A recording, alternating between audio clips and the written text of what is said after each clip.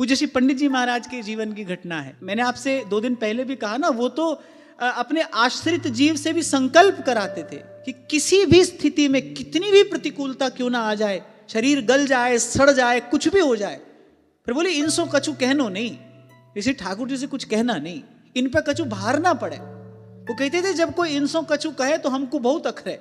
एक पंडित जी के आश्रित जन थे, पूर्ण रूपेण पंडित जी के आश्रित, पंडित जी की सेवा करते थे। उनसे कभी कभी भजन में प्रमाद भी हो जाता था, भूल भी हो जाती थी, पर पंडित जी के आश्रित थे। वो कहते थे कि मैं आपके अतिरिक्त न कृष्ण को जानता हूं न किसी और को जानता हूं, मैं तो केवल आपको जानता हूं। एक दिन पंडित जी अपने भाव में बैठे थे, सहसा नेत्रों से अश्रुधार बहने लगी।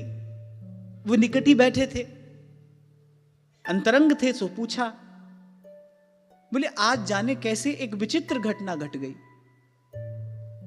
उन्होंने पूछा क्या हुआ? बोले आज तुम्हारे ताई हमने इनसे यूं कह दियो या को कल्याण हो जाए। उसकी तो भाई दिवाली हो गई। पूज्य श्री पंडित जी महाराज ने ऐसा कह दिया।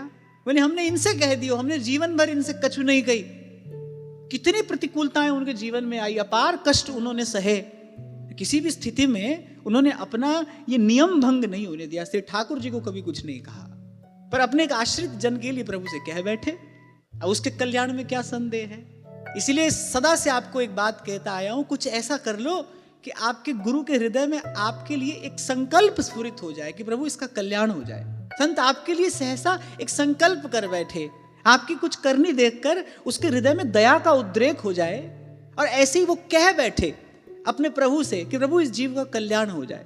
कहना सुनना सब एक तरफ है, पर कल्याण की वास्तविक विधि तो यही है।